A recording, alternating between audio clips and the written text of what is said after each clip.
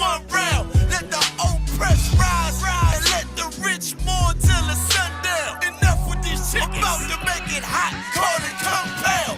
This for my niggas, put the guns in the drugs down. Dwelling in peace till the Lord called for the bloodhounds. Try to decide my death and got beside yourself. Swore drawn for what you perform, how you gon' hide yourself? Devil's got to die for his lies and inventions. Ain't got no love for them crackers, nah, just cruel intentions.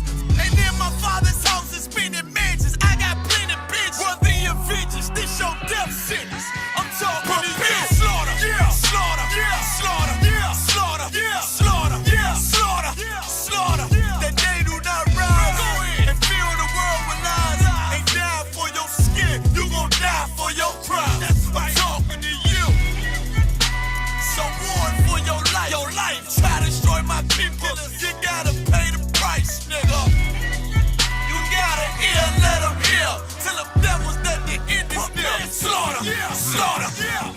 Now they shook from vicious words out this handbook. Bout to take these rappers back to school. My flow said it hook. They crossed the line, ain't no coming back. UPK no cowards. The only thing sweet is the honey check. Righteous is the Lord. Give me rest from my sorrow. And hand down death for them devils. There's no tomorrow. Why? Cause they violence leave a man a stiff corpse. You see a flag in a badge, I see horns in a pitchfork. Go ahead. So please believe it. The white man is a demon. And I ain't gon' vote for them to free me. No. They beat us till we the color purple. That's why this knife to they throat like ceiling. You got this nigga on his knees. They wanna have peace. We screaming, let this bitch burn at 1,000 degrees. I'm laying in the bosom of revenge. I told her I'd do anything she please. As I squeeze on the double D's. Fuck you mean? I'm talking to you. Slaughter, yeah, slaughter, yeah, slaughter, yeah, slaughter, yeah, slaughter, yeah, slaughter, yeah, slaughter. That they do not rise and fill the world with lies. Ain't die for your skin, you gon' die for your crime. That's why I'm talking to you. So warn for your life. Your life, try to destroy my people. You gotta pay the price, nigga. You gotta hear, let them hear. Till the devils that the end is near. Slaughter, yeah, slaughter, yeah. The police just shot him for no apparent reason. No reason at all. They asked for license and registration. That's the police officer over there that did it. With the black on.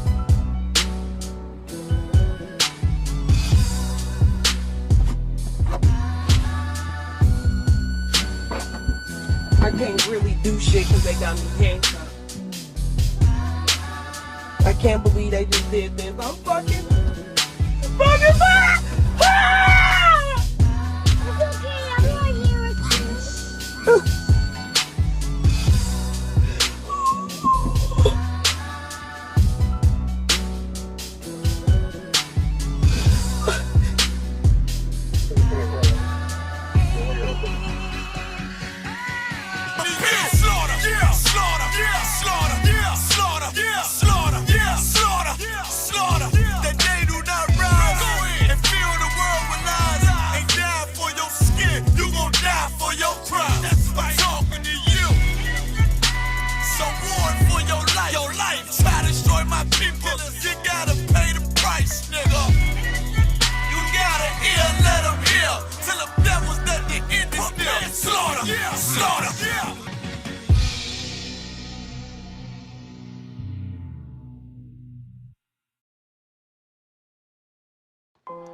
Test 1, 2. 2, 2, 2. 2. All I ever wanted was to be a gangster. All I ever wanted was to be a gangster. The Lord said, confession good for the soul. So right now, all I ever wanted was to be a gangster. Little did I know I was in danger. Decisions that I made provoked the Lord's anger. Prayed to him all the time, and I was just a stranger. All I ever wanted was to be a gangster. Little did I know I was in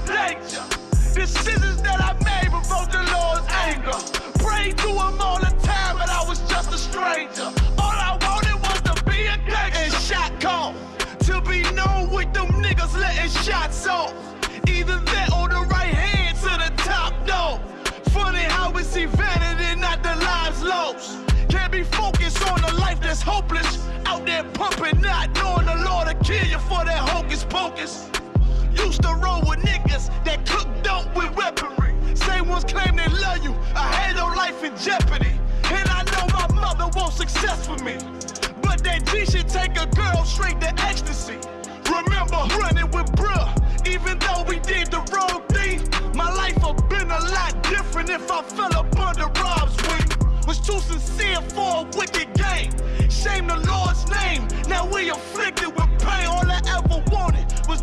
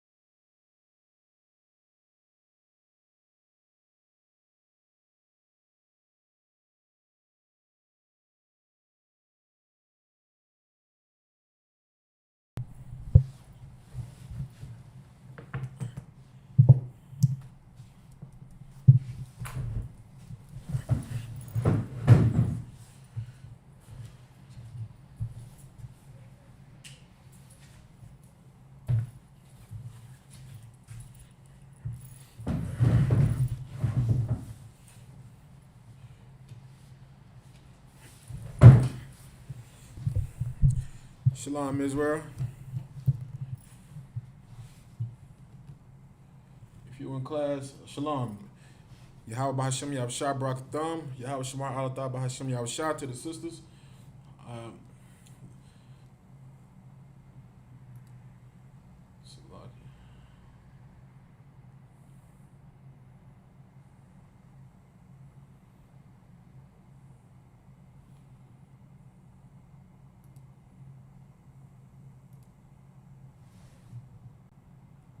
Shalom.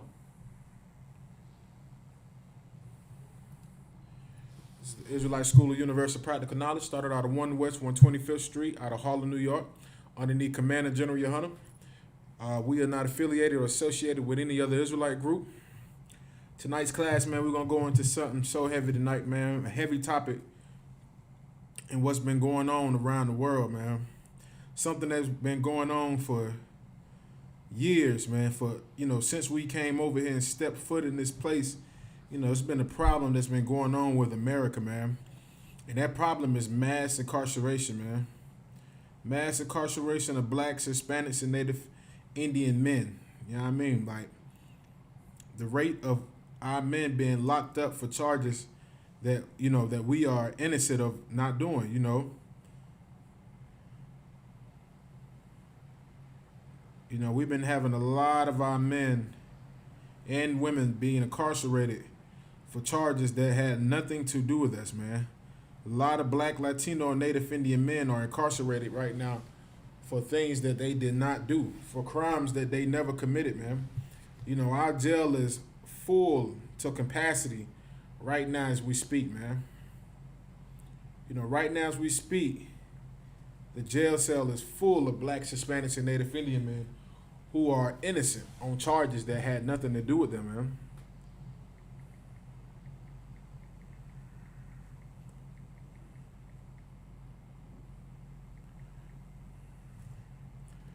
We're gonna get into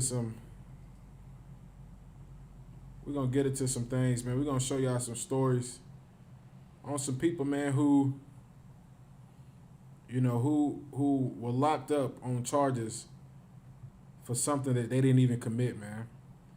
Like, a lot of our brothers and sisters, man, are incarcerated daily, man. Daily. You know what I'm saying?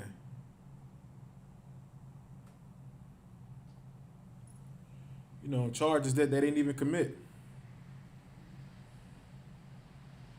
Like, I got so many stories, man. It's like, it's sad, man, how many stories that you can look up and see, how many brothers have been locked up, man, for charges that they didn't even commit, man. I'm talking about for tons, and I'm talking about the stories that I have go on and on and on and on of brothers who have been locked up for nothing, man. You know, I'm trying to find this story that I did have, you know, that I did have on my phone. I gotta find it.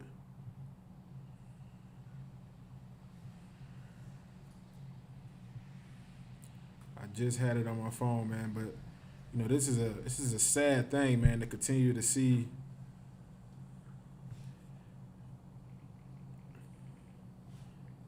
you know, brothers getting locked up for nothing, man. You know what I'm saying? Like, this is crazy, man. Like, I got so many stories, man. It's crazy, man. I can't even. It's so many stories of black men being locked up. I don't even think I can read them all because it's that many. You know, it's that many stories, man. I can't even read them all.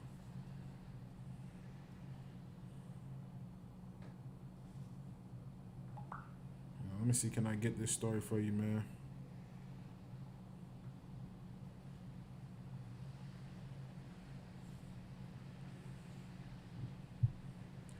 I just had it. That's crazy.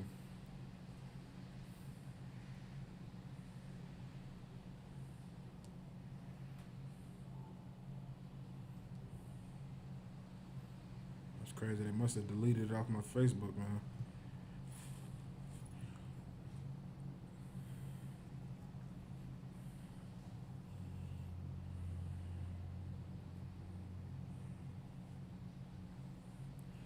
But man, yeah, like I was saying, man, you know, it was a story that I had, man. I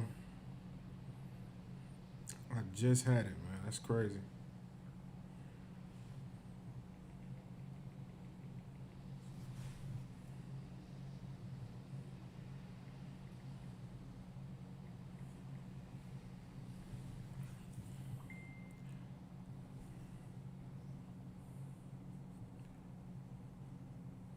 That's crazy, man.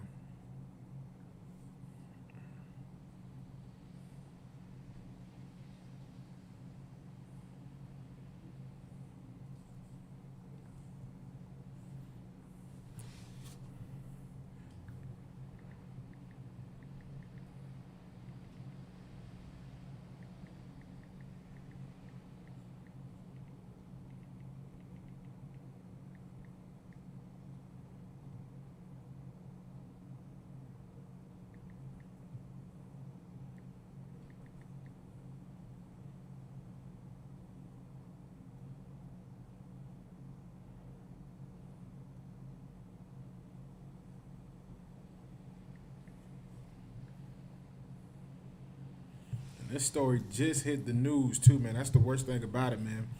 You know, this brother was incarcerated, man, for so long for something, man. It was so crazy, man. It was like the brother got locked up at a young age at 15 years old, man, and they finally let him go. You know, this man was locked up when he was 15. They let him go. You know, now he's, 80 something years old, man, spent majority of his whole life in prison. You know what I'm saying? And then, he told the people the truth about the situation. He was like, yeah, I might have committed the crime, but I didn't kill nobody. That's crazy, man. I had this story right here on this thing, man. I had it. I was ready to go into this story right here, man. I'm just trying to look and find it. Just bear with me right quick, because this is a heavy story, man. Very sad story, man, to continue to see, brothers locked up in prison for things that they didn't even do. And, that's why it's so dangerous sometimes to call the police on black men. You know what I'm saying? On our people, man. It's very dangerous sometimes to call the police, man, because you never know how them situations can go. You might call the police on a brother for something as simple as an argument, and he ends up getting incarcerated and ends up spending a decade of his life in prison for something that he didn't even do, man.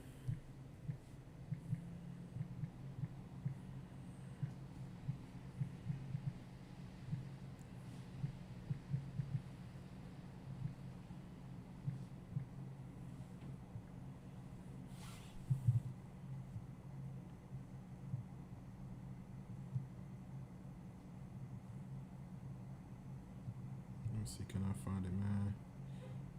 That's crazy. I just had this thing, man.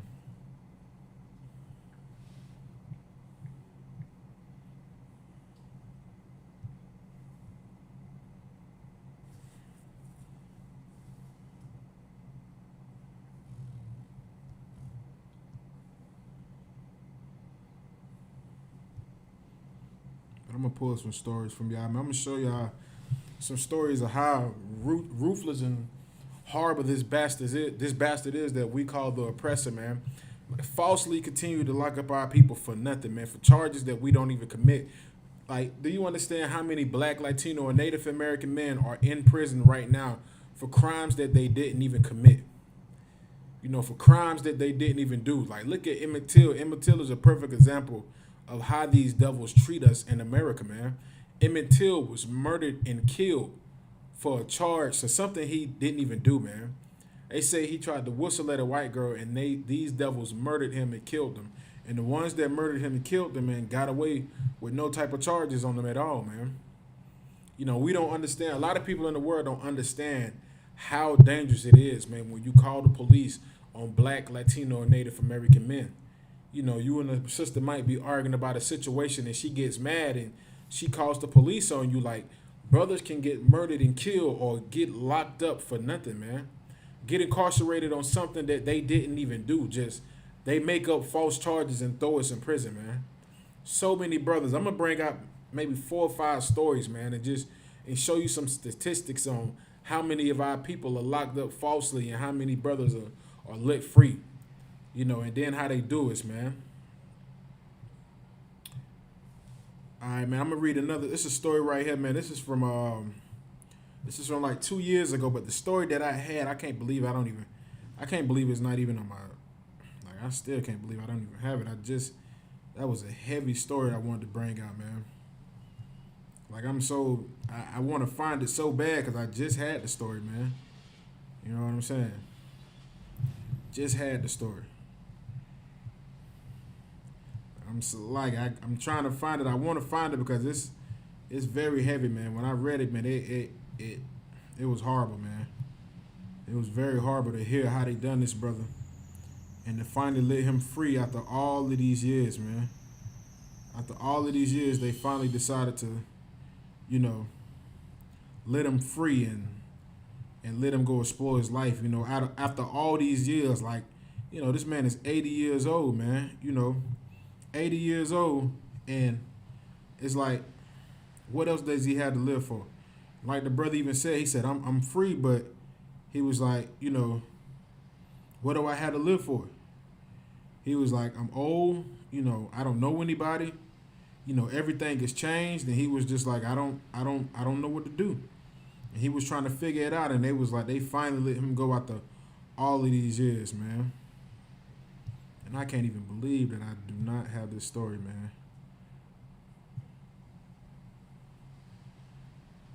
That is crazy. That is crazy. I'm gonna pull one of these stories, man. I know it's gonna pop up somewhere underneath here.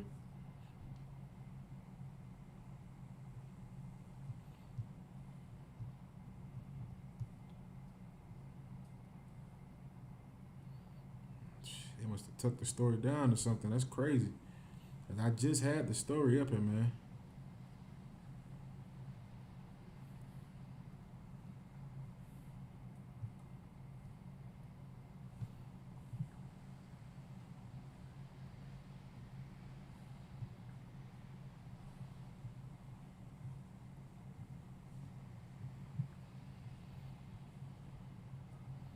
So like this thing is just irking my nerves that I cannot find this story.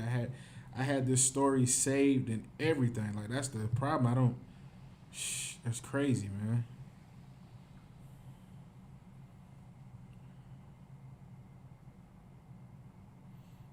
I think I might have it. I got it right here. Here we go. Most High in Christ. All right. This is from the Black Enterprise about a brother, man. This is what the title read. It says, oldest juvenile lifer, 82 years old man, released from prison after nearly spending 7 decades in prison. Like these devils, man, these oppressors, man, finally decided to release this brother, man, after nearly serving almost 7 decades in prison. After spending 68 years in prison, they finally decided to let him go, man. This is a unjust beast, man. This is an animal. This is a cruel, diabolical creature that we are underneath, man. Lock us up for years, man. You know what I'm saying? Like they don't even take time. Like back then, even now, they don't even take time to investigate the cases or give us a just case or make sure everything is done right when it comes to the procedures of handling these cases. Like they just look at a case and just throw us in prison, man. This brother spent 68 years of his life in prison, man. And he told these people, I didn't have nothing to do with the murder. He said, I might have been rolling around with these guys causing trouble, but I didn't kill nobody. And they still incarcerated this brother for 68 years, man. And you have oppressors out here doing all type of crimes. Like they had one devil, man. He was a 18-year-old college student. He was intoxicated, drove his car and hit 4 people and killed 3 of them. They were children. He killed 3 of them, man. He killed 3 of these people. They were 3 children he killed in the wreck.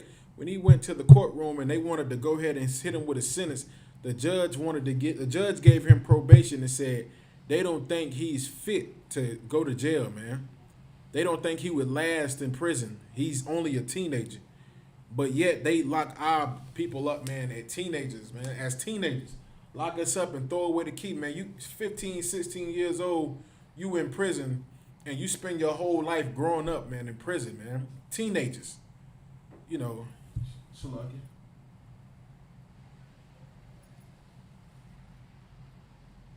Just making sure y'all can hear me, man. I'm going to read this story. It says, John Legion was finally released from prison after serving 68 years. Legion is now 82 years old. He is the country's oldest juvenile lifer in the United States. All right, this brother was a juvenile when they incarcerated him, man. He was a teenager when they incarcerated him. And they gave him a life sentence, man. Like this brother spent his whole life in prison. 68 years in prison. This brother was incarcerated, man. John Legion, man. Don't ever forget that name right there, man. John Legion, 68 years old, man. All right, and it says, we waste people's lives over incarcerating and we waste money by over incarcerating. His case graphically demonstrates the absurdity of wasting each time. Bradley Bridge, a lawyer with the Defenders Association of Philadelphia, told the Philadelphia Inquirer, hopefully his release and the release of the juvenile lifers in general will cause a reevaluation of the way we incarcerate people. And we all know that this isn't going to change anything. Like these devils and these oppressors like to incarcerate us at a young age. They love to get us locked up. They love when we get in trouble at a young age. You know what I'm saying? Like these devils have a systematic plan on destroying us, man. They start out young with destroying us, man.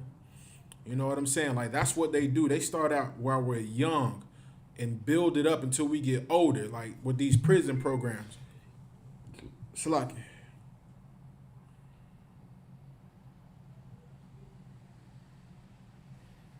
Salaki.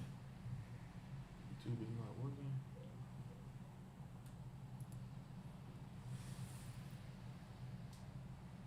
Salaki, give me a minute. Let me check one thing right quick.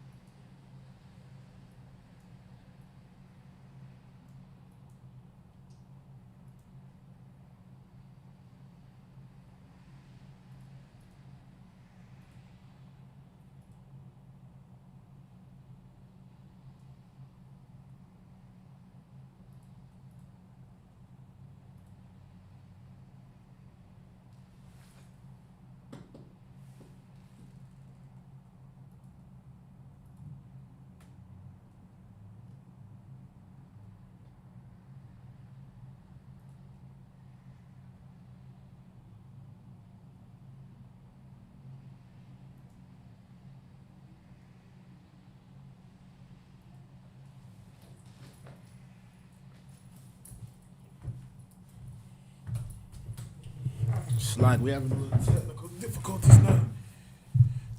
Sure what's going on with something real quick. Let me check something.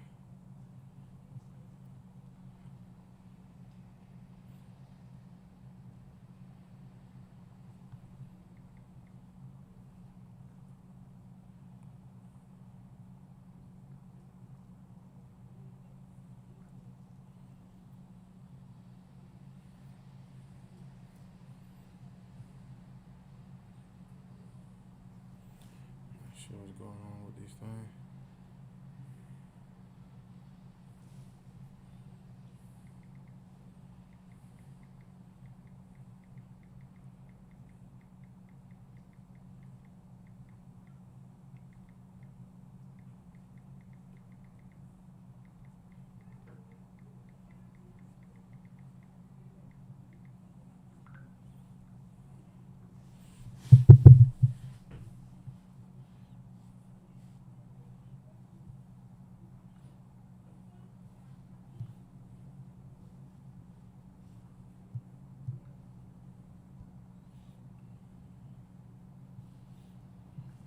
So let me get back to this right here.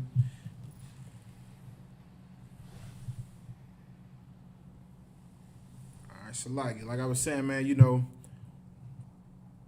a lot of our brothers and sisters, man, are locked up on the daily for false charges, man. You know what I'm saying? Like, you know, this brother right here, man, was incarcerated, you know, for 68 years out of his life, man. And he was a juvenile. Like, these are children that they are incarcerated, man. You know what I'm saying? These are children, teenagers that are incarcerated who need guidance in their life and getting hit with life sentences, man. You know, these are teenagers, 13, 14, 15 years old, getting hit with life sentences and then expecting to spend majority of their life in prison. You know what I'm saying? And then when they come home from after all of these years, they don't know anything, man. You know, everybody that they knew and loved is, you know, either gone or deceased, or, you know, nobody wants them around. You know, 68 years of your life in prison? Like, what do you have to come home to, man? Everybody you know is gone. You go to jail at 15, no children, no wife, no nothing. Who do you have to come home to, man? Who? Who's waiting on you at 68 years old, man?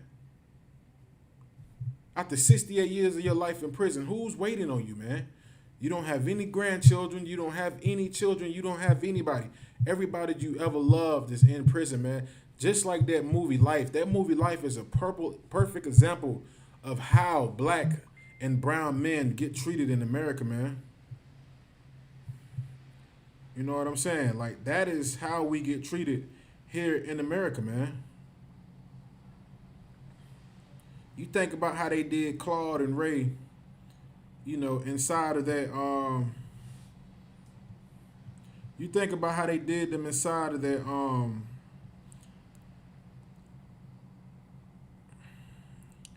how they did them inside of that prison where they locked these brothers up for something that they didn't even do, man.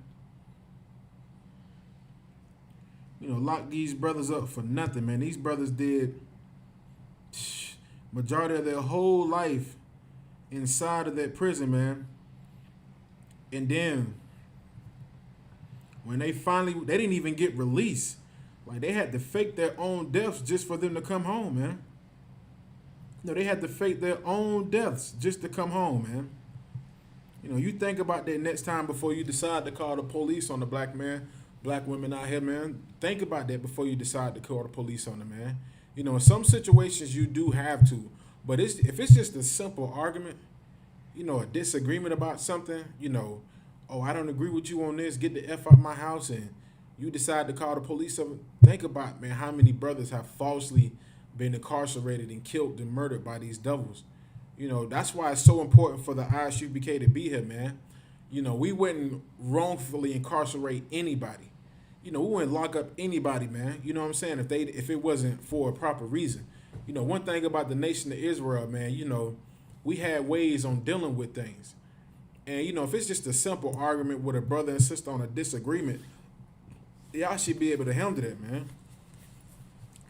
But you calling the police on him and getting him incarcerated, and he ends up getting more time than what he thought, man. That's a different story, man.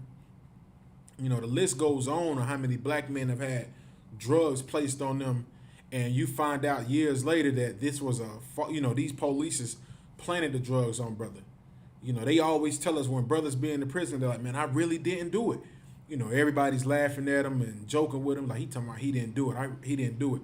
And you know what I'm saying? And a lot of these brothers that be in prison really didn't do what they say that was done, man.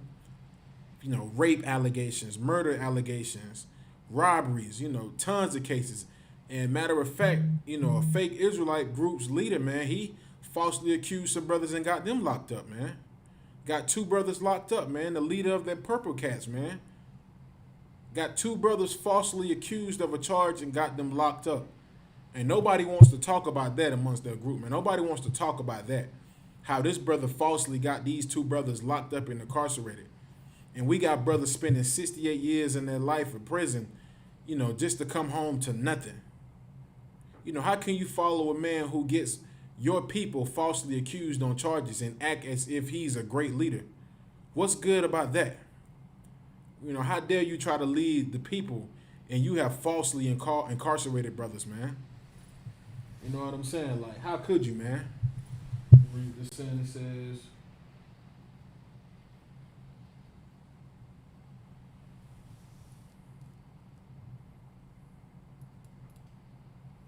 you know what I'm saying? Like, man, it makes no sense to me, man. I'm going to keep reading this article. I'm going to go in on this some more, man.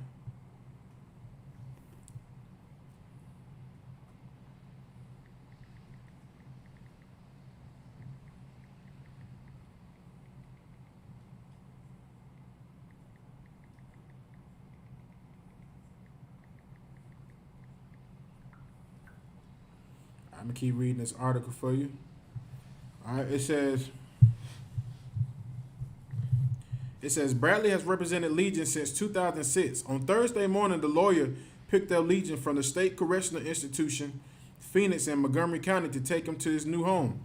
From Philadelphia school to prison, Legion was just a teenager in the 1950s. The world was in a period of civil unrest battling the impacts of discrimination and segregation.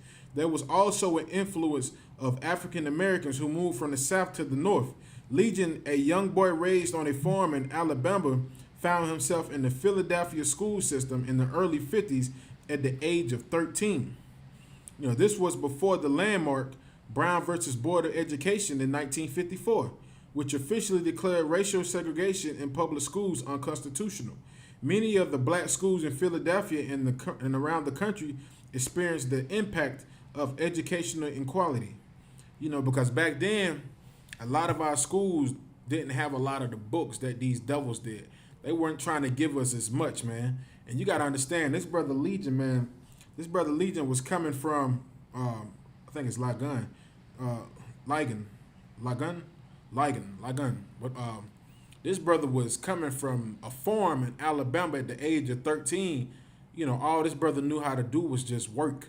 That's all he knew how to do. The only thing he knew how to do was just work. Work. That's what he was raised back in the 40s and the 50s and the 30s. Back then, you didn't have time to go to school. You had to help your parents on the farms. You had to help them with cattle, picking crops and doing all of these different things, man, just so your family could survive. So a lot of our brothers and sisters didn't get to go to school. And so with them not being able to go to school, they grew up illiterate, not being able to read, not being able to write, not even being able to talk properly, just being able to say certain words. So this brother, Ligon, was coming from Alabama and got sent to Philadelphia at the age of 13. He's a teenager now. He don't spend most of his life on the farm. He doesn't really know too much of anything, man, when it comes to reading, spelling things. You know what I'm saying? All right, so I'm going to keep reading. It says, Ligon, a young boy without a solid education, was left behind in the system. According to the Philadelphia Inquirer, Ligon couldn't keep up and was still illiterate at the age of 15. So this brother came to Philadelphia at the age of 13, man. In 2 years with him being inside of the school system, at the age of 15, he was still illiterate. Because you got to understand something, man. When children go to school, they start out what, K4 preschool, or things at home. You teach kids how to read their numbers, how to read, how to count their numbers, how to do basic alphabets. But this brother, man, was raised on the farm his whole life.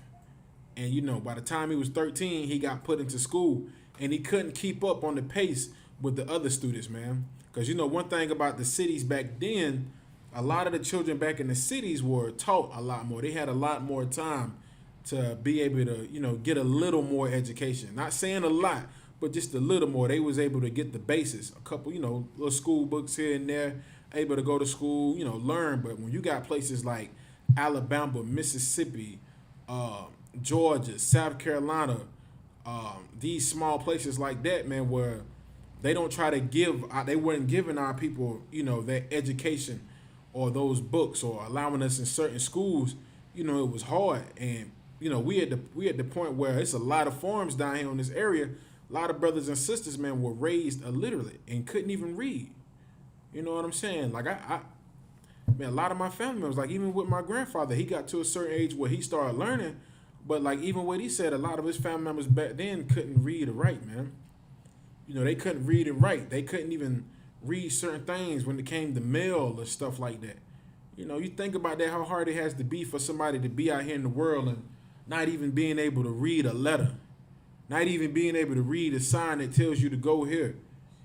You know what I'm saying? You think about that, man. You can't even do certain things, and you just get to a point where some people just decided to give up, especially a brother at this age, man. All right. It says, with the growing levels of poverty, unemployment, and abandoned buildings and racial division, Ligon found himself at the wrong place at the wrong time. He was involved in a series of robberies and assault that left 2 people dead. The 15-year-old was with a group of drunk teens when it all happened. Although he admits his participation, Ligon denies the accusations of killing anyone. Unfortunately, this moment led to an arrest that will leave him behind bars for the rest of his life. Arrested in 1953 at the age of 15, he is now opening his eyes to a new world, man. Come on, man.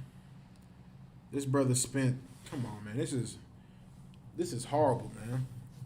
This is horrible. Like, you think about that before you start giving your love over to this place called America, man. You think about this, man. They lock up innocent brothers, man, even on simple charges like this. The brother was at the wrong place at the wrong time and still got incarcerated, man. How many young men know like that? Riding in the cars with brothers, just to get in the car with somebody, like, hey, can I catch a ride with somebody? Get in the car and you at the wrong place at the wrong time, car gets pulled over, they find a gun or they find drugs in the car, and guess what happens? Everybody in the car gets charged. Everybody in the car gets incarcerated. How many brothers have we seen get done like that, man? How many, man? And these devils lock us all up, man. Hit us with the same charges and give us football numbers, man. All right, this place is hell, man. I'm going to read another story for you, man. I'm going to get into some scriptures also, man. Let me get into some scriptures for you, man, because this place right here, man, is horrible, man. Locks us up for nothing, man.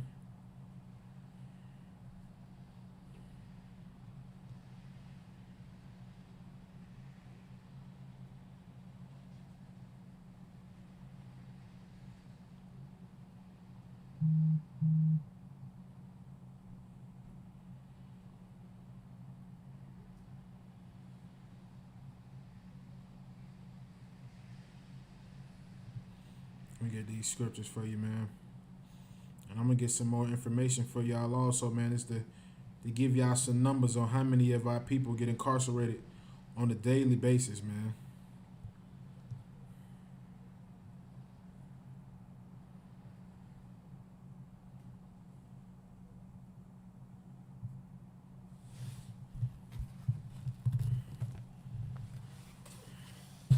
All right, if you could, go to Psalms chapter 68, man. Psalms chapter 68, verse 6.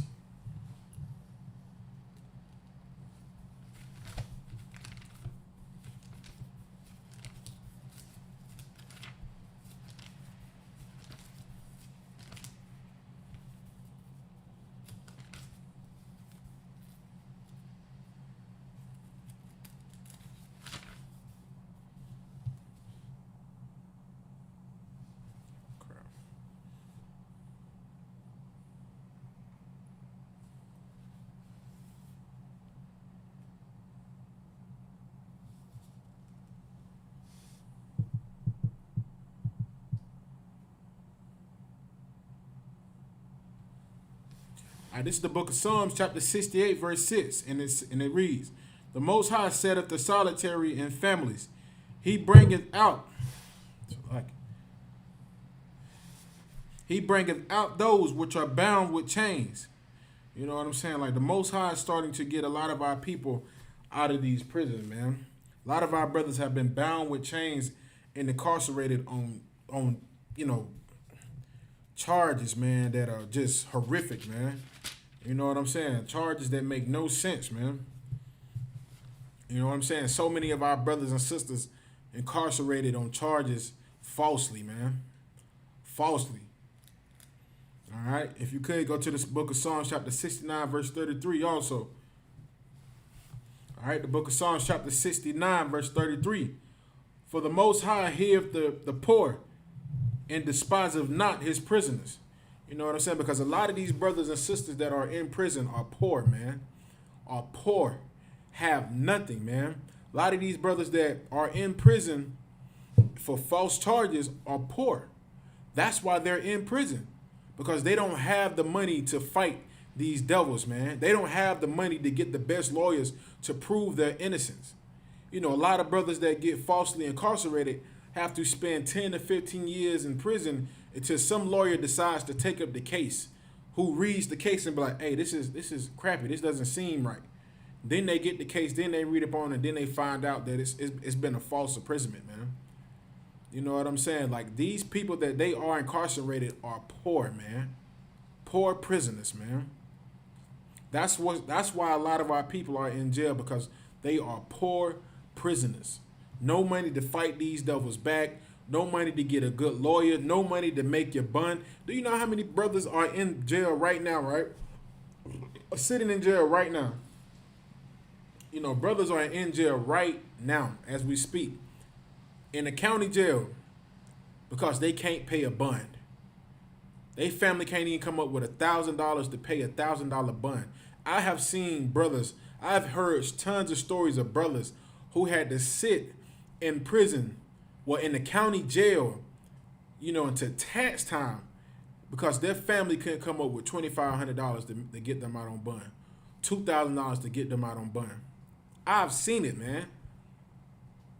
Because we're that poor, man. We're that poor in this place.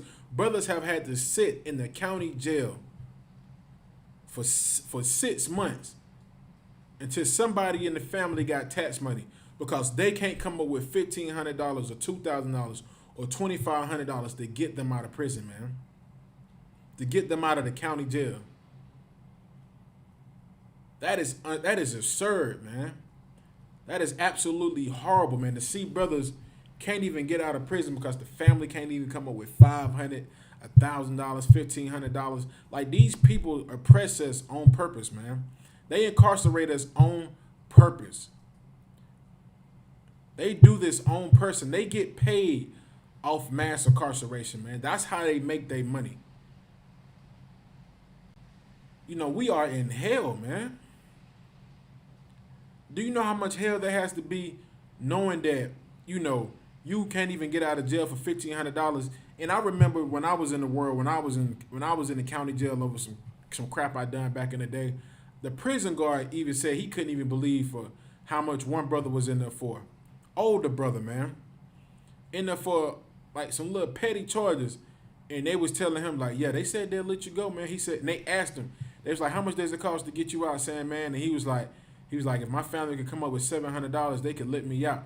He said, but all my family, he said, all I got is my mama. My mama's 76 and she lives on a month-to-month paycheck. $700 to get this man out of jail. $700. To the point even where the CEO said, that's it? Even he was in shock. The oppressive CEO who was watching us when we was incarcerated said it himself when Sandman said it at the table. He was just sitting there listening, and he heard the brother say, only thing I need is $700 to get out. And even he said, that's all you needed to get out was $700? Even he was shocked at how much money it was he needed just to get out of prison, man.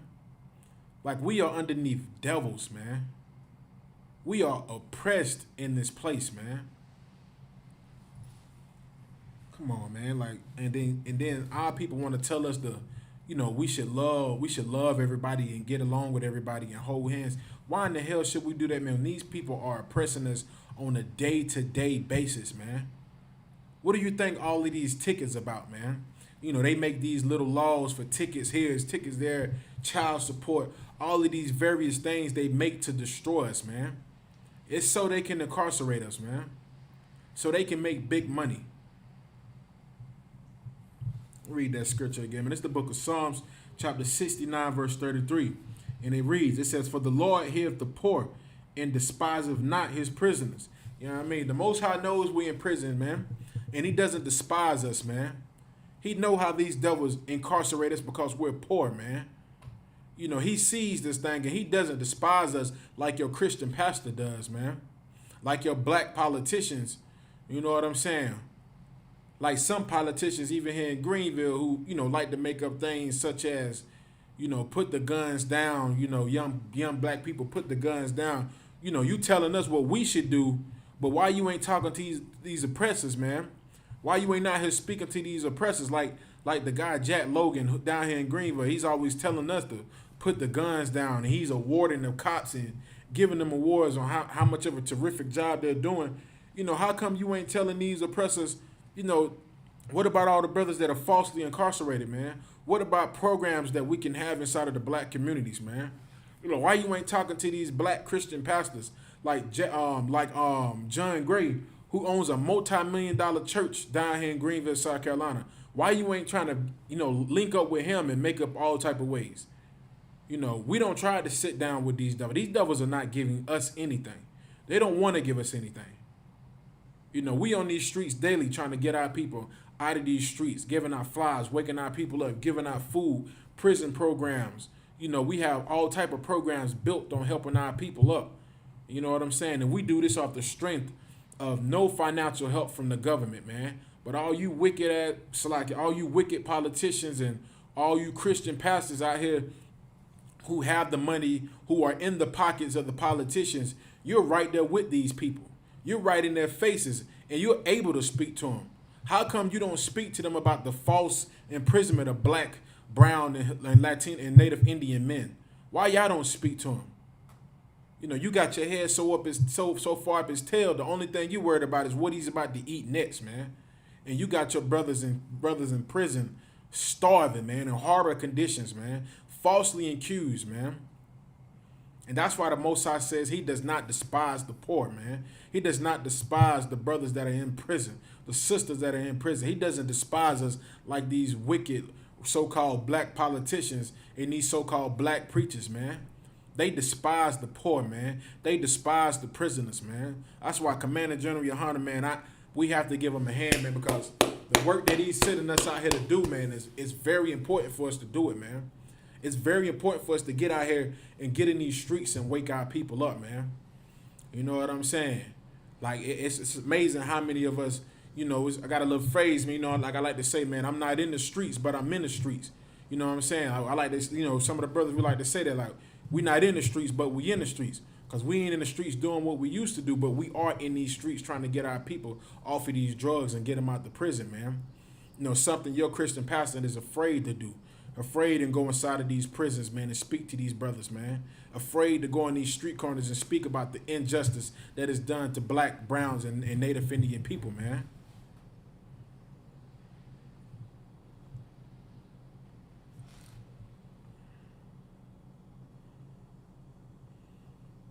You know what I'm saying? Like,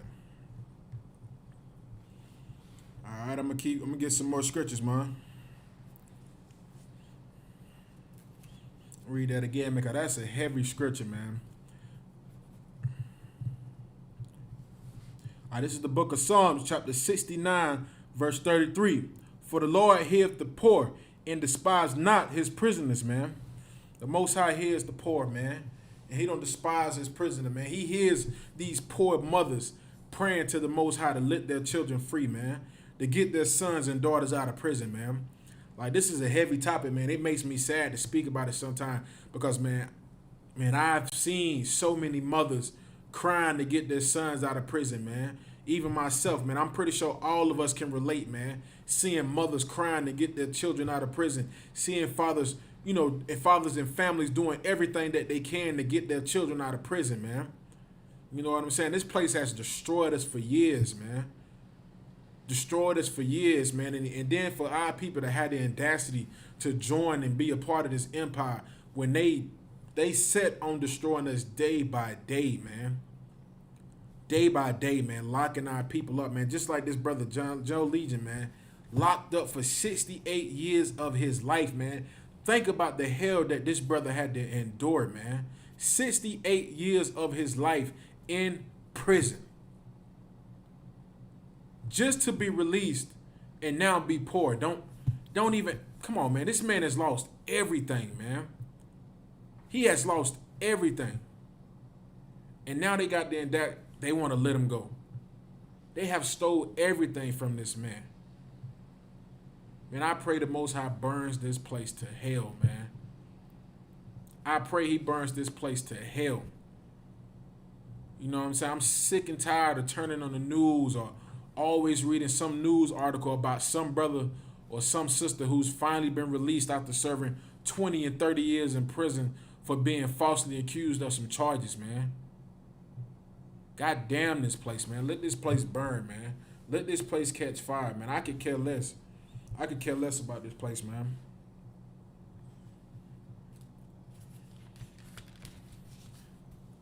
If you could, go to Psalms 107, man.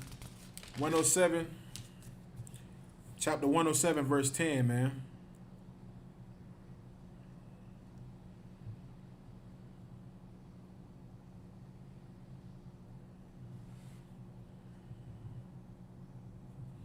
All right. This is the book of Psalms, chapter 107, verse 10. Such as sit in darkness in the shadow of death, being bound in affliction and iron.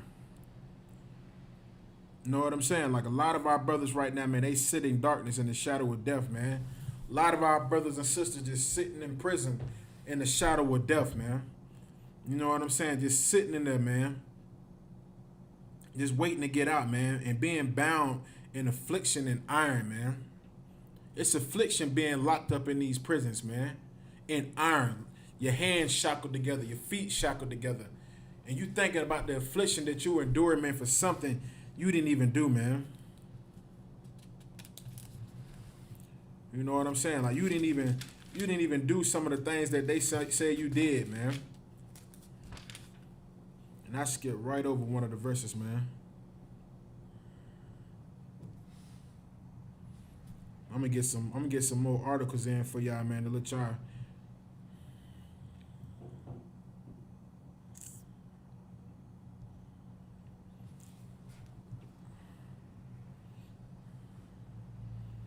Get some more history in for y'all, man. I'm gonna let you know, man, that mass incarceration does cause stress in the Black, Latino, and Native Indian community, man.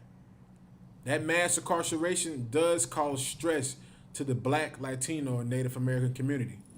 You know what I'm saying? What is it?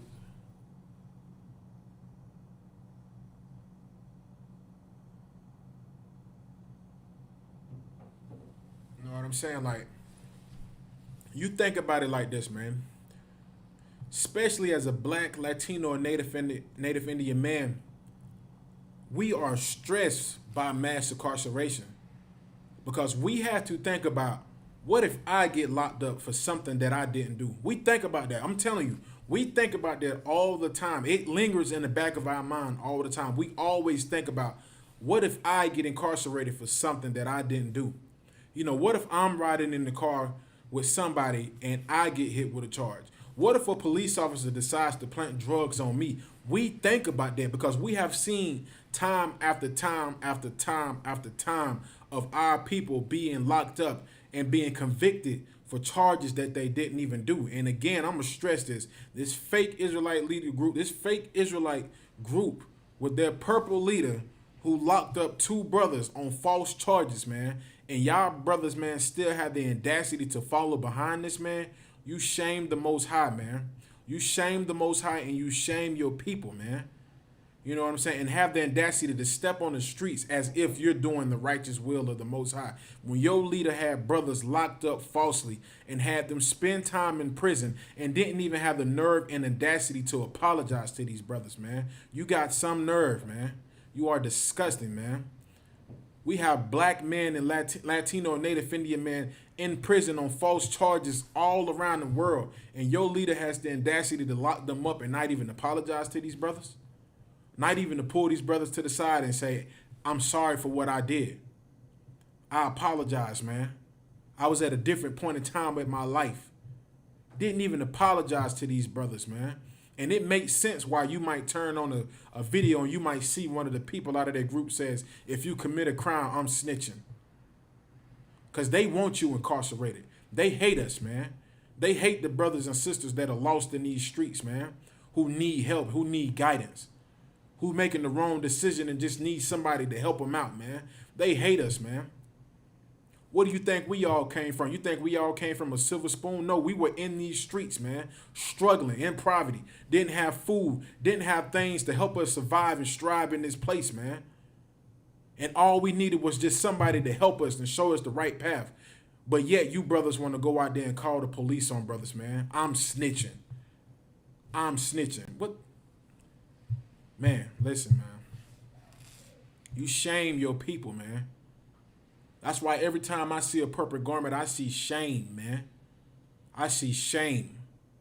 Because your leader had brothers locked up falsely and didn't even have the nerve, the audacity to apologize to these men. Well, we are mass incarcerated all the time, man. All the time. Come on, man. Disgusting. I'm going to get into this article, man. Make sure we ain't got no questions here in the chat.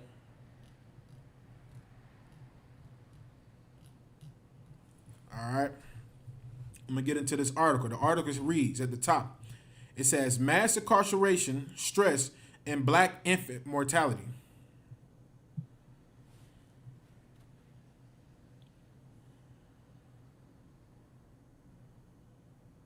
All right, I don't know if a lot of people know what mortality means, but the word mortality means, man, it means, it's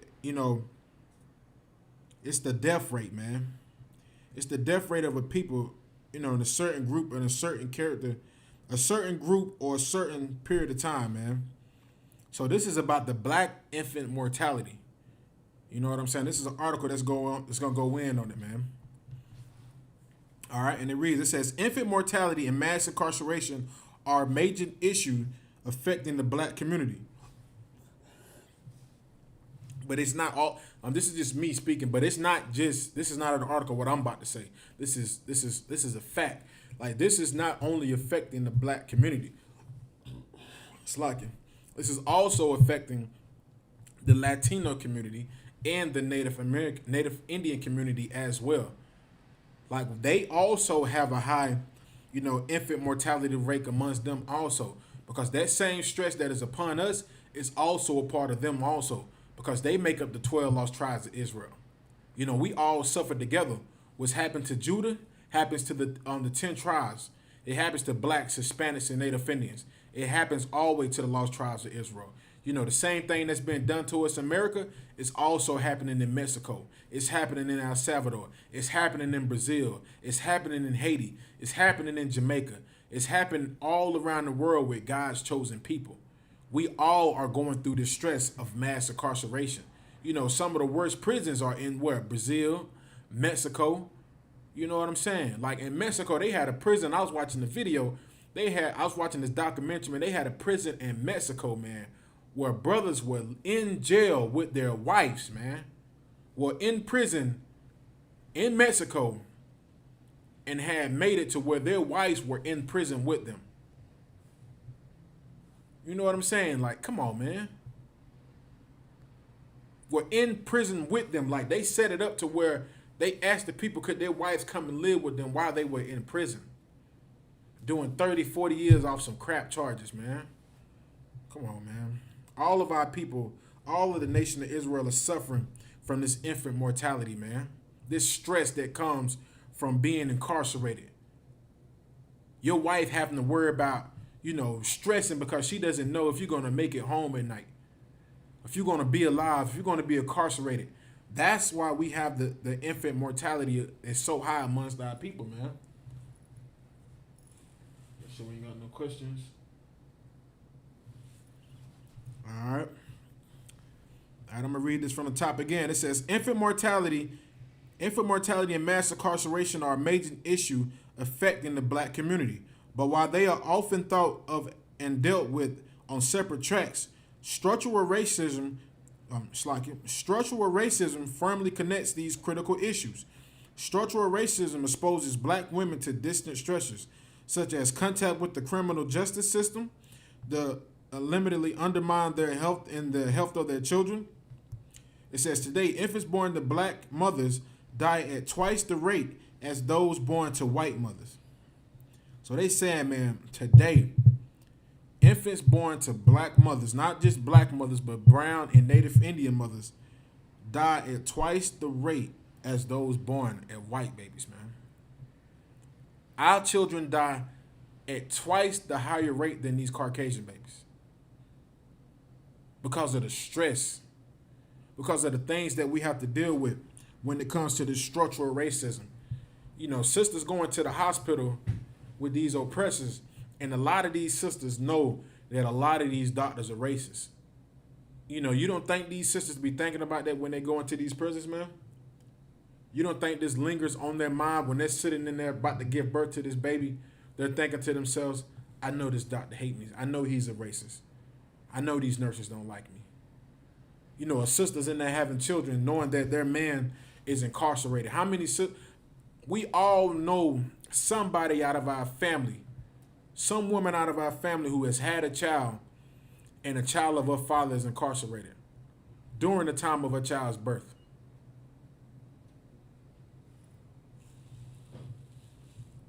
You know what I'm saying? We all know somebody like that in our family, man. Do you know what type of stress that does to a woman, man?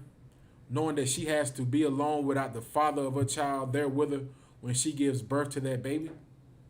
The pressure that is among her, man, the stress, all of the things she's dealing with, knowing to herself, that image that America likes to push where you got the Edomite devil husband in there with his wife and he's holding her hand and she's pushing to have the baby. And, when the baby comes out, he cuts the umbilical cord. And, imagine what she's thinking about knowing that she's not going to be able to experience that with her first child, with her second child. Knowing that that man isn't going to be there to hold her hand, that he's in prison. The stress that it puts on her, man. On our black, brown, and Native Indian women, man. The stress on our people, man. Come on, man. This place is hell, man. This place is disgusting, man. All right.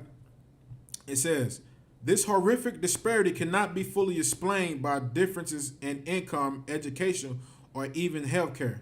Evidence suggests that cumulative stress from generations of structural racism is driving this epidemic. So they're saying this stress that's been passed down from generation to generation is the reason of structural racism is what's driving this this epidemic or infant mortality. So these people are telling you, man, they're telling you that all of this structural racism that has been pushed down from generation, I'm talking about from slavery, from, getting out of slavery, the Jim Crow laws, to all of these various things, all of these structural racism things that they use to keep us incarcerated, like the 14th Amendment, the 13th Amendment, all of these various things, the stop and frisk law, all of these things are what's helping to push this epidemic of the black and brown and Native Indian infant mortality, man. Like, these things are helping to drive that. This stress that they put on our people helps to kill our children, man. You know what I'm saying? You think about that, man. A sister underneath all that stress, man.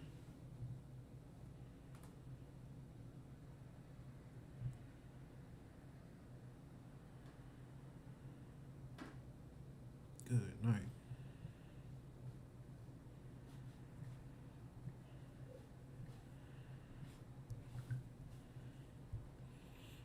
I'm saying? Like, you think about that, man. That's why, man, it's so important for us to come inside of the UPK, man. It's so important to be here, man, inside of the ISUPK, man, so you can learn how to get out of these streets, man. So you can learn how to deal with this oppressor. So you can learn how to truly raise and have a good family, man. You know what I'm saying? This place is, man, listen, man, this place is, you know, this is why these devils make all type of things that'll keep us incarcerated, man. You know what I'm saying? Like legalizing weed. You know what I'm saying? Like all of these different things that they're doing, man. Like little simple things, man. Jaywalking. You know what I'm saying? One of their favorites is that tail light. Their favorite thing is that tail light. They love that tail light. You know, they see you driving the car, boom, black man. I'm gonna hit him with the tail light. Pull you over, get you out the car. You know what I'm saying? Lock you up for a warrant. All type of charges, man. I've seen it tons and tons of time, man. You know, I was in the streets. You know, when I was in the world, I was, you know, that was my life. You know what I'm saying? Being in the streets, getting incarcerated, get out. That was my life. You know what I'm saying? And not just my life, but a lot of brothers' lives who decided to come here inside of the ISUPK, man, and decided to change their lives and the people around them and their families, man. A lot of our lives were like this, getting locked up and incarcerated. And time after time, you know, you see plenty, like when you go to jail, man, as a black man, Latino or Native Indian man, the only thing you see in there is your people, man. And you see tons of brothers in there getting incarcerated. Wife about to have a baby, or the sister that they're with at that time about to have a baby, and they're incarcerated, can't even see the birth of that child, man. And the stress that it puts on that woman to have to be alone, knowing that the child of her father, the father of her child isn't going to be there because he's incarcerated. This structural racism creates stress to our women, man, to the point where our children are 2 times more to die than that of these devil's children, man.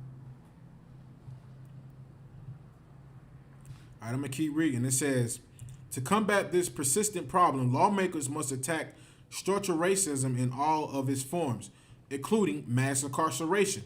Structural racism is defined as a system of public policies, institutional practices, cultural representation, and other norms that work in reinforcing ways to perpetuate racial inequality. The criminal justice system is perhaps the clearest example of structural racism in the United States. And we all know that, man. We all know the criminal justice system is one of the ways that they push their structural racism. How many times have we seen brothers get locked up on charges that you see an oppressor might get off on? Just like I was explaining earlier, you have these oppressors who get locked up for simple charges like, you know, weed charges, and you see them get out like it's nothing. The same charge a brother would get, you know, they get out on probation. Brother might get 5 years. Brother might get 2 years. Like this is a way how they're able to push their racism upon blacks, Latinos, and Native Indians, man, is with the criminal justice system, man. All of their laws, all of the garbage that they use to push on us. This is how they furthermore impress us here in America, man. This is how they do this, man. All right. It says the United States has the highest incarceration rate in the world, and the overwhelming burden of contact with the system has fallen on communities of color, especially African American, Latinos, especially African American and Latinos. It says African American adults are 5 times more likely to be in prison than white Americans. Come on, man. You think about that, man. We are 5 times more likely to go to prison, man, than white Americans. 5 times more likely to be in prison than white people, man, than Caucasian people. Think about that, man. 5 times more likely to be incarcerated?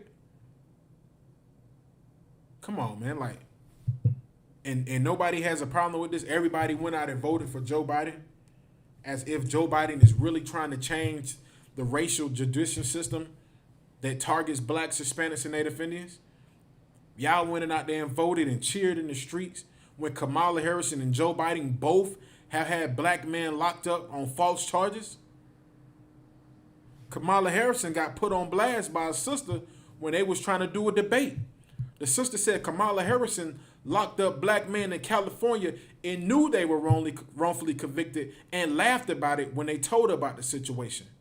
Laughed about it when they told her about the situation. But you sisters want to sit out here and parade her around like she's one of your people.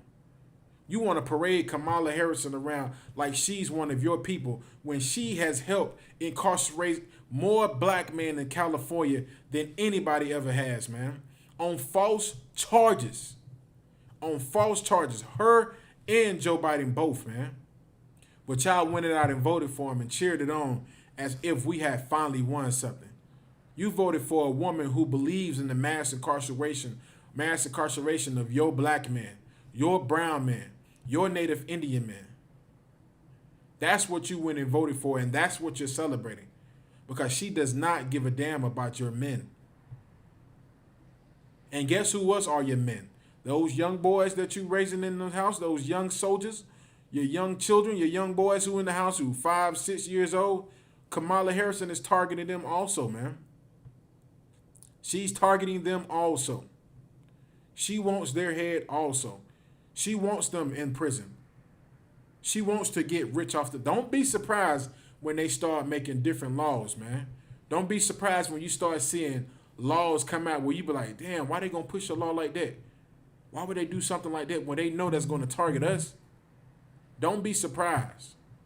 Don't act all, oh, I didn't think they would do anything like this. Come on, man. All right, I'm gonna keep reading. It says, according to the data detailed in this issue brief, African Americans are twice as likely as their white counterparts to have a family member in prison at some point during their childhood. And that is true, man. I know tons of brothers and sisters, man. Just like the same thing with our brothers, like the Latino brothers and the Native Indian brothers. We all have family members that have been incarcerated, while we were children, man.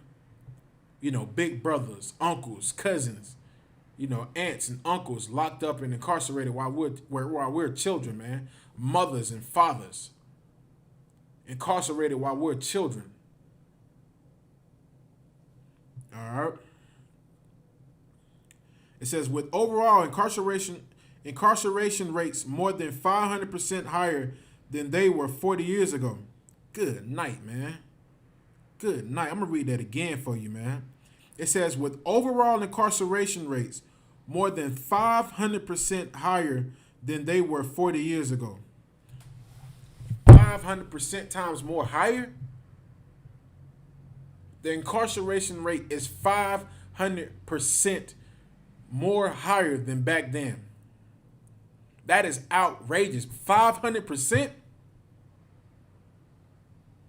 That means they just locking up people like it's nothing. And you might wonder to yourself, you be like, dang, where everybody at? You might go back to your old hood. Even me, I go back to my old hood sometimes where I was from. I ride around, and the streets look empty. Streets look empty, man. It's like either everybody's in the graveyard or they're in prison, man. And majority of the people are in prison, man.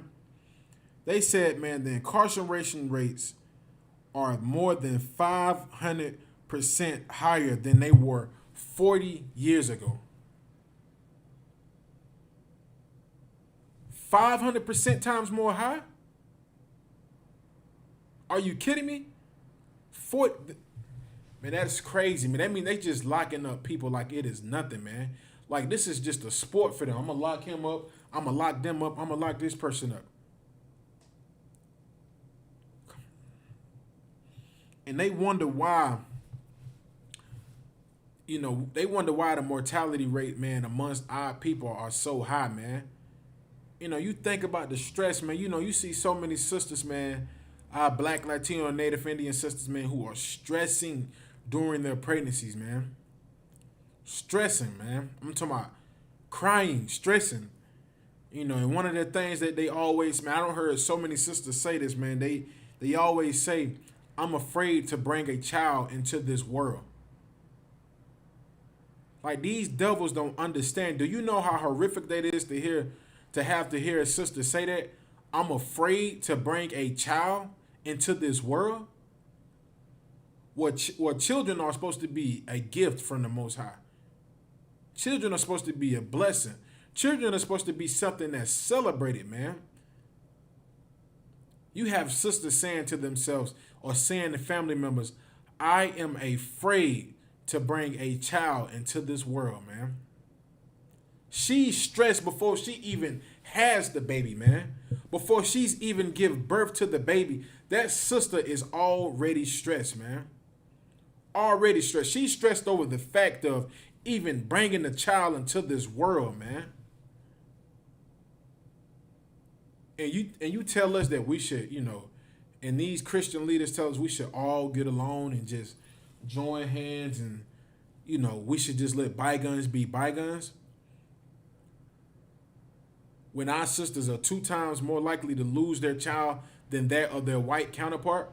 And the reason is because of systematic oppression, this structural oppression that they put on us. Come on, man. What you mean to tell me that's what we got to do? We just got to, you know, shake that off and be friends? Man, sisters are stressing before they even have the baby, man. Before they even have the baby, man. That's why I salute these sisters who do have these baby by these Black, Latino, Native Indian men. Who have the child. Who don't abort the baby. Who don't let these devils stress them to the point where they be like, I'm not even going to have a baby with a black man. I'm going to just go, you know, get me somebody that's an Edomite. I seen a sister today say that, you know, saying that she's tired of these colored men. She's about to switch it up. You go ahead and switch it up. You switch it up, you traitor. You know, rather than try to get the right counsel on how to make a true relationship work, you'd rather just switch it up. I salute these sisters who stand with these black men, with these Native Indian men and these Latino men, who will stand with these brothers and have these children, even though it's hell bringing this baby into this earth, man, into this wicked kingdom. I salute you, sisters, man. These sisters that stand with these men and tell them, I'm not gonna have an abortion. I'm gonna have this baby no matter what, man. You know what I'm saying? Like, man, you give these sisters credit for that, man, for sticking with these brothers and having these babies and not letting nobody persuade them not to separate from their own race and go be a traitor and have a baby with an oppressor because it's easier. Make sure we ain't got no more questions.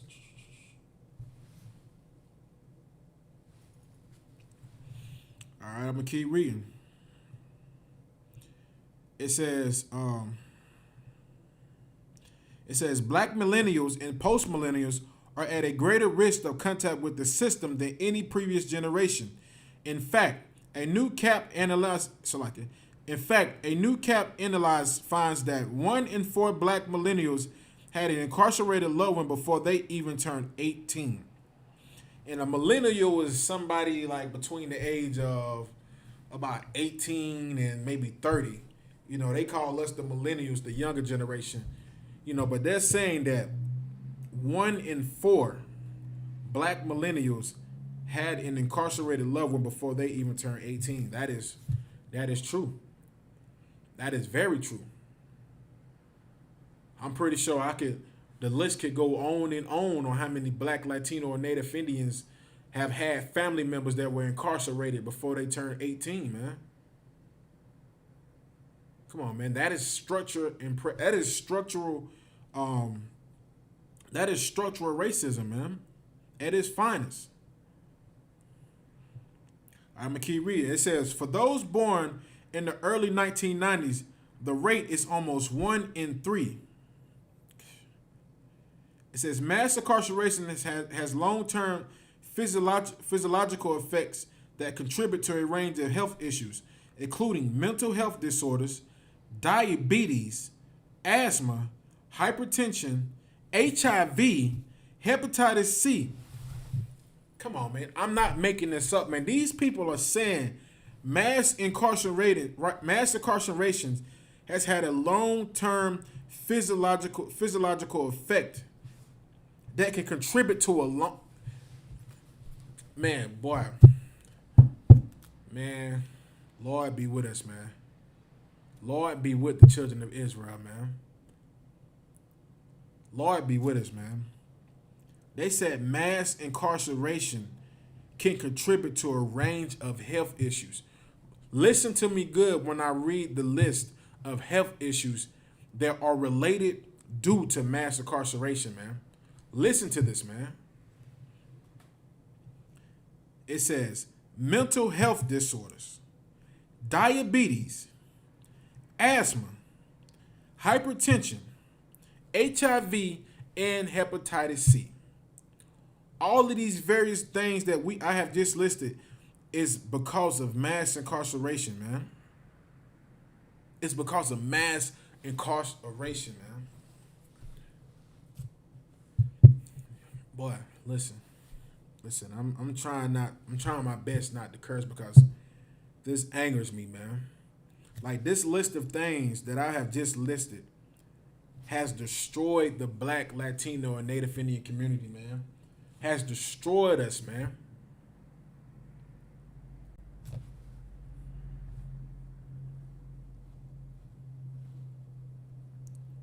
So, like, I make sure we still in the class.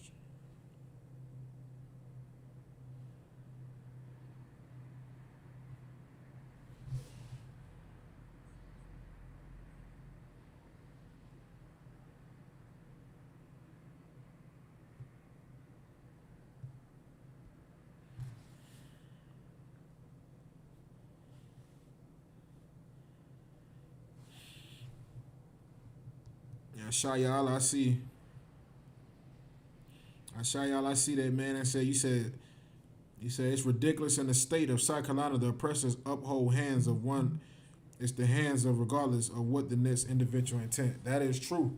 That's one thing that they do push, man. You know, they love to push their hand of one is responsible for all the hands of all, man. You know what I'm saying? If that's the case, we should do America the same way. We should hold America, you know, the same way. The hand of one is responsible for the hand of all, man. You know, one person did it, they all did it. Man, this is horrible, man. This article said mass incarceration has had a long-term physiological effect that contributes to a range of health issues, including mental health disorders. And we all know how mental health disorders run rapid in the Black, Latino, and Native Indian community, man. We have all seen people of our nation just, you know, everybody always asking, like, what's wrong with that person? What's wrong with this person? You know, they might have a bad mental health disorder, man, depression, you know, insanity, all of these various different things that fall in that category of a mental health disorder, man. A lot of that is because, man, a lot of our people have been incarcerated, and that drives people to have mental disorders, especially mothers, man. Mothers who have sons that are incarcerated, it drives them crazy. I seen it from my own eyes with my mother, man. With my mother watching her sons be incarcerated and the stress that it puts on her, man. The stress that it does to a mother seeing her sons be incarcerated, man.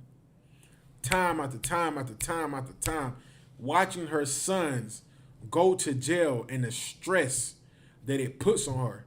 And then a mental disorder she has to deal with, depression, suicidal thoughts. The same with a father, man. A father watching his son or his daughter being incarcerated for long periods of time and the stress that it puts on them, wondering if they're going to make it home, wondering if they're going to be okay, wondering if the jail is treating them right, wondering if they're healthy inside of that place. The stress that comes upon us, man, and the mental health disorders that we start to develop because of our children being incarcerated, man. America, man, ooh, you have a day to pay, oppressor. You have a day, man. You have a day. The Most High is going to wipe the flow with you, man. And they deserve it. They deserve it, man. The reason why a lot of our people have mental health disorders is because of their mass incarceration. There's structural racism amongst our people, man.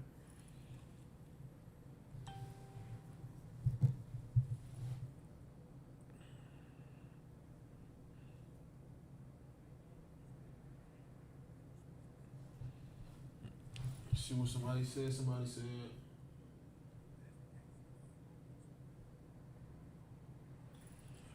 I can't see that right now. I'm too far away. You know what I'm saying? Like this, man. This is the, that's just one. I'm gonna keep reading. They said another health issue that falls in this category is diabetes.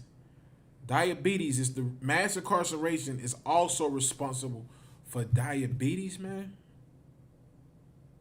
And you wonder why the rate of diabetes is high among blacks, Latinos, and Native Indians. It's because of mass incarceration, man. A lot of our people get locked up and incarcerated, and brothers are eating all types of unhealthy food, man. Oodles and noodles, with the high sodium levels in it, all type of different foods, man. And brothers come home sometimes with diabetes, man. Diabetes runs rapid in the Black, Latino, and Native Indian community, man. Runs rapid. And they're saying mass incarceration has had a long-term psychological effect on us, man. Has had a long psychological effect on our people, man. Diabetes. Then it says asthma. Asthma? Hypertension. I'm not sure if a lot of y'all know what hypertension is, but it's high blood pressure. It's a common condition, you know what I'm saying? It's a common condition in the Black, Latino, and Native Indian community, man. A lot of our people got high blood pressure because of mass incarceration. You know how some people blood pressure get when they get pulled over by the police officer, man? That stress, your blood pressure going through the roof, your heart beating fast, your adrenaline rushing. High blood pressure comes from being mass incarcerated, man. Like, these devils have destroyed us in this place, man. They have destroyed us in this place, man. It says high blood pressure, HIV, and hepatitis C. Man, come on, man. It says, although not as well studied, mass incarceration can also directly and indirectly affect infant mortality. While its direct effects are well documented, its indirect effects are pervasive and damaging, but largely unrecognized. When incarcerated, an individual can face increased risk of sexual violence and infectious illness, loss of connection with family and friends, as well as trauma resulting from draconian prison.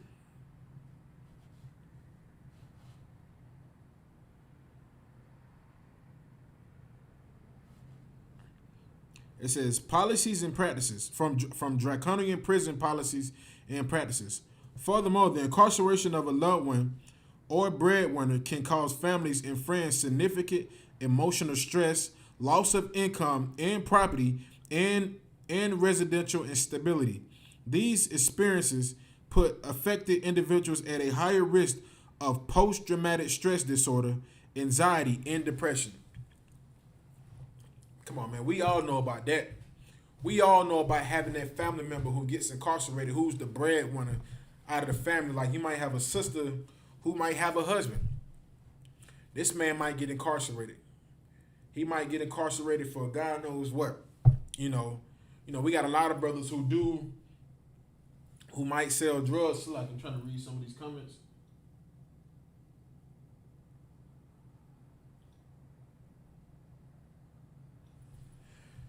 We might have You might have a family where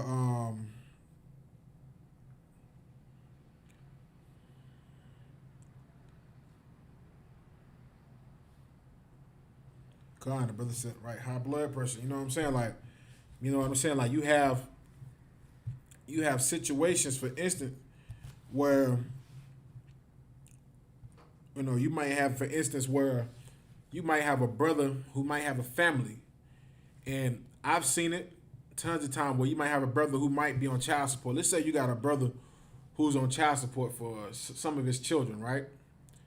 Like he might have another family. Now let's say that brother goes to jail. That brother goes to jail.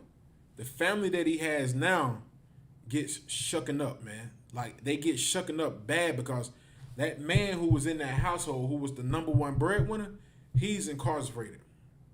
He's locked up because he's poor. And now the family takes the hit. The wife is left alone with the kids. She doesn't have that second income in the household. Now she's forced to have to lose everything. I'm talking about now she got to figure out a way how she can get everything moved, get it put in the storage. What is she going to do about the bills? How long is he going to be in prison? How long is she going to hold out? And it's real bad, especially when you have brothers who have been falsely accused on charges and have to spend so long in prison, and everything that they built and established is destroyed overnight, man.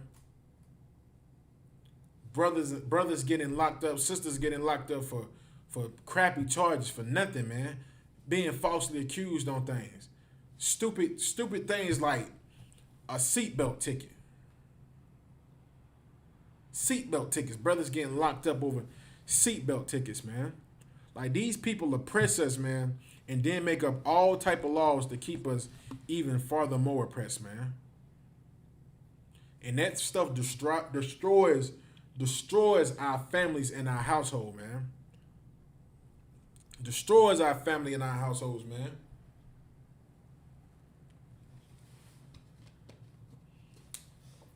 High blood pressure, asthma.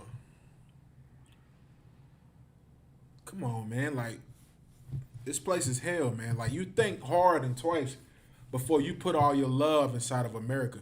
A lot of our people went out yesterday and celebrated Valentine's Day, man. Went out there and celebrated that horrid tradition of Valentine's Day. A lot of you sisters out here went out here and celebrated Valentine's Day, and some of these sisters had men who are incarcerated. Went out there and celebrated Valentine's Day with another man. Disgusting, man. Disgusting. This place doesn't teach us. It doesn't teach us anything righteous, man. Only thing it teaches us how to do, man, is be whores and lustful animals, man.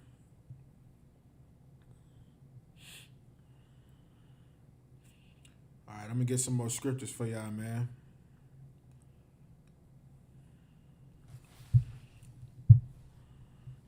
All right, this is from the book of Psalms, chapter 102, verse 20.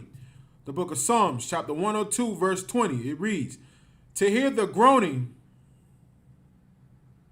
it says, to hear the groaning of the prisoner, to loose those that are appointed to death. It's like, I'm going to read it from verse 19. It says, the book of Psalms, chapter 102, verse 19. For he have looked down from the height of his sanctuary. From the heaven did the Most High behold the earth, to hear the groaning of the prisoner, to loose those that are appointed to death.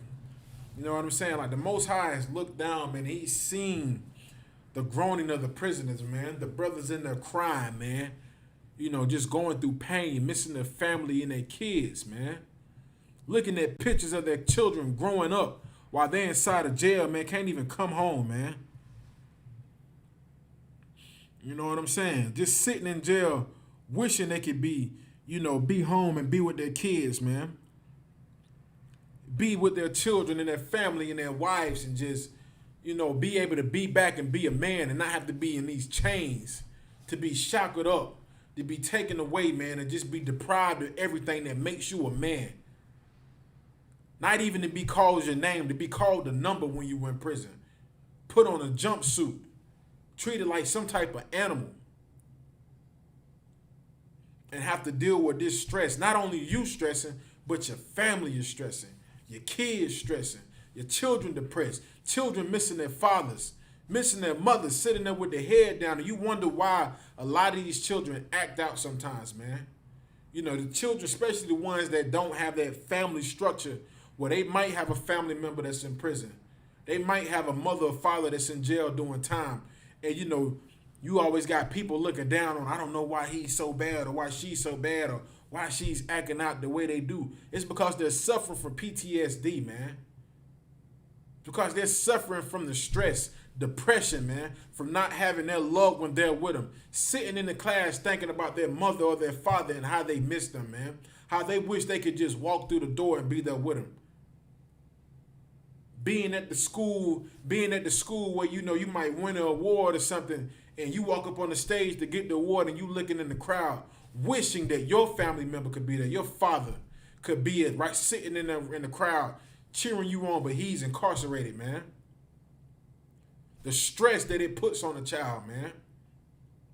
And you wonder why our children are in this hellish conditions, man. You wonder why some of these children act out, man. They are depressed, man. These oppressors do not have an idea on how much they have destroyed us in this land, man. They don't even have a clue, and they don't even give a damn, man. And they don't even give a damn. They don't even care. Not one time they think in their mind, but like, maybe we have destroyed these people to a point to where, you know, they just living in these horrible conditions. Maybe we should stop. Maybe we should stop locking up these black men on false charges. Maybe we should stop all of these bogus laws and this structural racism that we use to keep these people locked up and incarcerated. Maybe we should stop making all these new laws which would keep these families destroyed and keep their men incarcerated, man. Maybe we should stop these things, man. But they won't stop, man, because we are living amongst an animal, a beast, a real beast, man. Like, that's why we look at you like a traitor when you decide to go join these oppressors and help in our demise and our destruction, man. Because the only thing you're doing is joining and becoming a part of their structural racism they use to destroy the black, brown, and native Indian communities, man. That's all you're doing, man. That's why I can't stand a black politician, man, who strives on working with the oppressor to help destroy us, man. Or a black pastor who's always telling us, or a black or Latino or native Indian pastor who's always telling us that we should join hands and we should all be together. These people don't understand the equality that we have to go through here in America, man. They don't understand the mass incarceration and the side effects that it have on our households, man, and upon our children and upon our women. They don't understand that, man. This is why we shouldn't be trying to join hands with these nations, man. You shouldn't be trying to cheer on Kamala Harris for being the first so-called woman of color to be the vice president when she has contributed to so many black, Latino, and native Indian men being locked up and incarcerated in California. You shouldn't be happy about that. You shouldn't be cheering that on, man. That is nothing to brag about your people being in jail. All of these things they do it for a reason, man. They make us poor on purpose, man. They make us poor on purpose. You know, it falls back into everything, man. The drugs. They know a lot of our people are depressed. They know a lot of our kids are depressed, man. You know, especially the children that don't have that family structure or they got that family member who's incarcerated, man. You know, they know that those children are going to be depressed more or be suffering from PTSD. And they know what can get them, drugs. Now that child is introduced to drugs. If it's weed, alcohol, prescription pills, whatever it may be, they get introduced to that. And then what happens when they get introduced to that? Some of them develop an addiction. Some of them develop an addiction to weed, to alcohol, to prescription pills. And then what do they have to do in order to fight that addiction or to feed that addiction? Well, in order to feed that addiction, they have to do all type of things to get money, especially if they're young, 12 or 13 years old. You don't see it. You don't see in the household where the children don't have that father in the household and the kids be 12 and 13 smoking weed, stealing money out of their purses, stealing from the stores, and they start getting themselves involved in various crimes, street crimes. First, it starts out with them just stealing a little money out of their mama's purses. You know what I'm saying? Just to, get a little weed and get themselves situated. Then it gets worse. Then they start stealing other things, stealing from stores. You know what I'm saying? Then they might start robbing and selling drugs. You know what I'm saying? Like just to, feed whatever they're trying to do, man. Like all of this is from the result of our people being mass incarcerated, man, and this structural racism that they push on our people, man.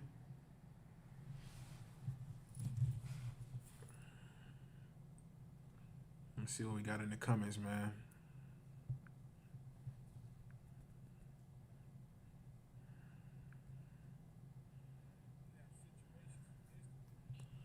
Damn right, man. Because Aksha Park said, which is repeated every generation, years through our families because of the lack of understanding. Damn right. My people are destroyed for a lack of knowledge. You know what I'm saying? A lot of our people are, man.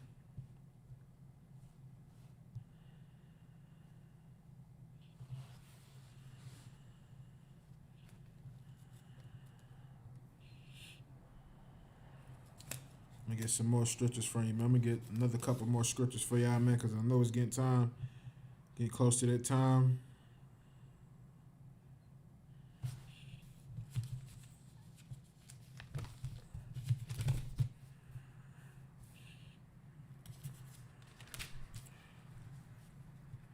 All right, I'm going to go to the book of Isaiah, man, chapter 42, verse 22, man.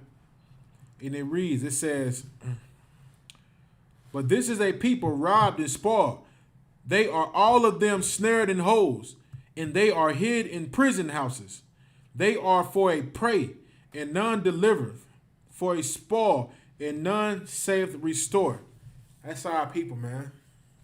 That's us, man. That's Black, Latinos, and Native Indians, man. That's us today, man.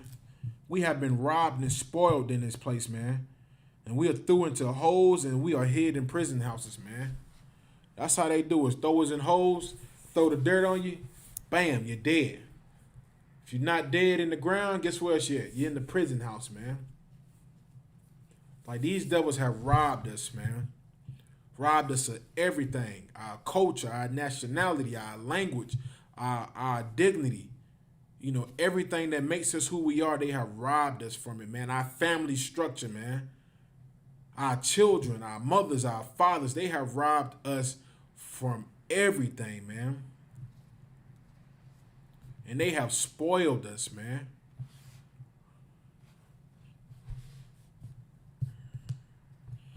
You know what I'm saying? And these people, man, and these people don't even give a damn, man. These people don't even give a damn. That's why it's so disgusting to see black politicians who try to make us, who try to make us join hands with these oppressors, man. Who try to make us join hands and be friends with these oppressors. Always telling us we need to forget about the past and just try to move on. We can't forget about the past because the things that they have done to us in the past affects our future today, man. It destroys us even more in the future too, man. I'll read that again, man. The book of Psalms, the book of Isaiah, chapter 42, verse 22. But this is a people robbed and spoiled. This is a people robbed and spoiled. They are all of them snared in holes, and they are hid in prison houses. They are for a prey, and none delivereth. You know what I'm saying? Like, we just a prey for these predators, man. They prey on our communities, man. They prey on blacks, Latinos, and Native Indians. You know what I'm saying? They prey on us day and night on how they can destroy us, man. How they can put us in the ground or how they can put us in the prisons, man. And you wonder why they got all these new laws they're coming out with. You know what I'm saying? All of these different and various things that they're trying to push in order to furthermore destroy us, man. You know what I'm saying? Just like in California, they legalize weed, right? Everybody thought it was good. Just like in Denver, they legalized weed, man. What they don't tell you is they don't tell you about how the rate of trafficking has went up now from these different locations where they have made weed legal. Like all these places that have made weed legal at, so many more people have been incarcerated from trafficking, coming from different places, because different people are trying to go to this place and make the come up. They struggling where they from. Everybody, I'm about to take a trip to Cali. I'm about to try to go out there and get something to come back. Or I'm about to make a trip to Colorado. I'm gonna try to go up there and get something to bring it back. And you got people going up to these various places and taking a chance with their freedom and getting hit on the highway, coming back, getting hit on airplanes, trying to bring stuff back. That's the part they don't tell you that comes with that legalization of these drugs. They don't tell you about the mass amount of people who are traveling to these states where it's legal from different places and trying to purchase large quantities of drugs and bring it back to where they at and getting caught. They don't tell you about that. It's big business, man. You know how many black women I've heard from the hood, man, that different neighborhoods, how many black women have been hit with trafficking charges because somebody's told them, hey, take this trip up here and bring the drugs back, and they get hit with these trafficking charges. Like, you don't understand, trafficking charges can hold up to 10 years, man. Easy. Like, these people, man, they rob us and they rob and spoil us, man. They look for all type of ways to put us inside of these prison houses, man. I'm going to keep reading. It says, they are for a prey and none deliver, for a spoil and none self-restore. Who among you would give ear to this? Like, who's going to hear this? Who's going to hear about the things that are happening to the nation of Israel right now, man? We know who's heard this, man. General Yohana, man, he's heard this, man, and he sent us on the streets, man. He sent the ISUPK on the streets, man, to continue to wake our people up and bring us out of these snares and these prison houses, man. He's waking us up, man.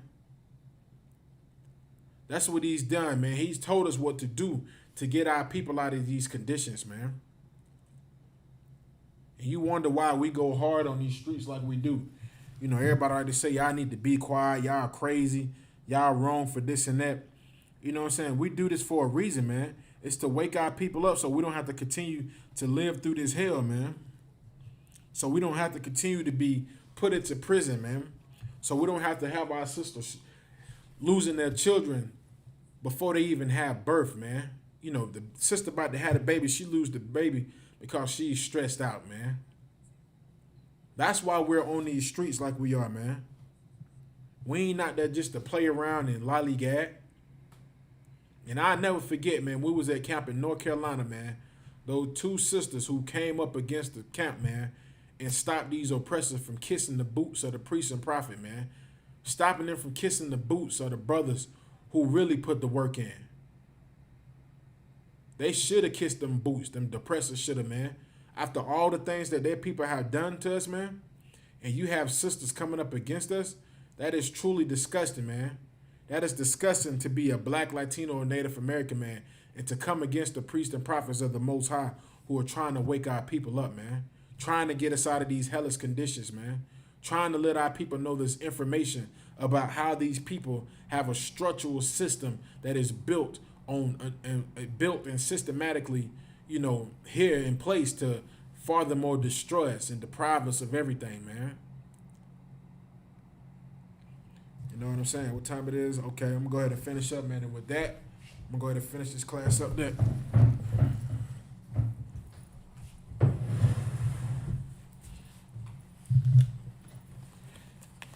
All right, ISUPK security announcements. We are the ISUPK, started out of 1 West 125th Street, Harlem, New York. Rule for new brother and sister. When a new brother and sister comes into the school, they are off limits for 6 months. They are to be saluted only. They are here to share themselves with the world. If they need transportation, a teacher will arrange it. After 6 months, if a brother or sister has an interest in a particular person, he or she must get permission from the head to speak to a brother or sister. There is another 6 months in which the brother and sister will court each other. After this 6-month period, the brother and sister will get permissions from the head to marry. Tithes, which is a commandment, Numbers 18 to 21. Malachi chapter 3, verse 8 through 10, means tenth in the Hebrew, ma'asharah. 10% of every penny of any increase the Lord gives you, give to the treasury department or teacher. Priest fund, free will offering for priests, not mandatory, whatsoever amount you would like. Upcoming holy convocations. Upcoming holy convocation, it'll be the feast, it'll be Purim. It'll be the 14th day and the 15th day of the 12th month, which would be Thursday, February the 25th, and Friday, February the 26th, 2021. You can read about this in the book of Esther, chapter 9, verse 20 through 31. All right. Remind Acumen Aqua to check the bulletin board in the hallway. If anyone wants to be a troop in the school, to start wearing all black boots, shirt, pants, headband, and scarf. And with that, shalom.